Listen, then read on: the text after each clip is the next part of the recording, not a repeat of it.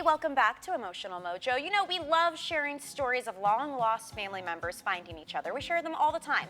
And this story was so compelling, it resulted in an award-winning book called Secret Storms. And here to share that reunion story with us is co-author Kathy Hatfield. Kathy, welcome to our show. Thank you. Your story is so compelling, and it covers so many aspects of life, of just, you know, forgiveness and redemption and love. I mean, it's such a cool story. So let's start by briefly going to the beginning. Okay, we're going to talk about your birth mother, Julie von Zernick. Now, it was 1963. She was only 19. She found herself pregnant. What did her parents do at that point? Well, first of all, she was a Philadelphia mainline debutante, and when she was 18, she went off to New York City to become an actress. And there she met my father, became pregnant with me, and when her parents found out that he was just a struggling actor, they said, oh no, this can't happen. And they brought her home, and abortions were illegal back then. Sure. So they put her in a mental institution to get a therapeutic abortion, and she refused. Wow. We all just, wow. I mean, that's the start of a movie plot to me. Yeah. It's hard to believe that's real life. So this happens. You end up being given up for adoption. You are placed with a loving family out in Florida.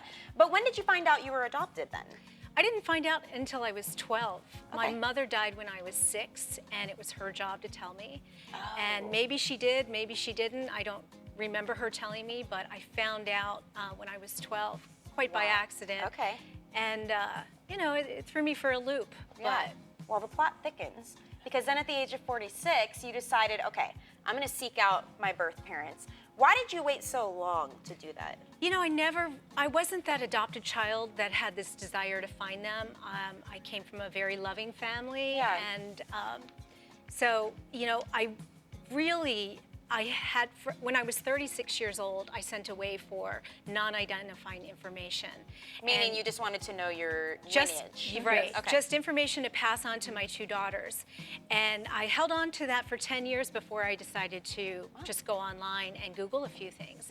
It's amazing in this day and age. You can Yeah. and you ended up finding out some very interesting things. Your parents had actually reconnected, even though they did. were torn apart when your mom became pregnant. Right. So what else did you find out? Well, that my mother married my father and went on to have 2 more kids, You had sisters. a sister and a brother. Wow.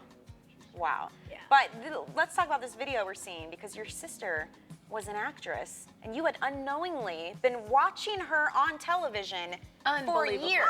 Watching your own sister. What in the world?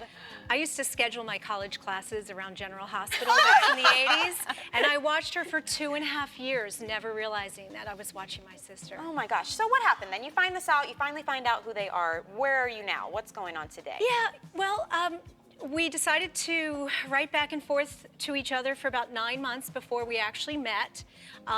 You know, we considered that like a gestation period. You know, nature affords a mother 9 months to get the idea of having this child in their life, and so we afforded each other that luxury as well. But in the process of getting to know each other, we realized, wow, we have a pretty good story here that needs to be told. And that's where the book comes in? That's where the book comes So from. tell us about it a little bit. You and your mother wrote it together. We did. Okay. We did, and it's a story that alternates between the two lives and comes together in the end. You know, it's interesting because from her perspective too, I mean, that's a big adjustment. Here she is thinking, my daughter is out there in the world somewhere. Yeah. I mean, did you ever feel like they had just given up on you, or had they looked for you at all? I mean, She sent a letter to the Catholic Social Services after I was born. Okay. You know, but they never gave it to me. Yeah.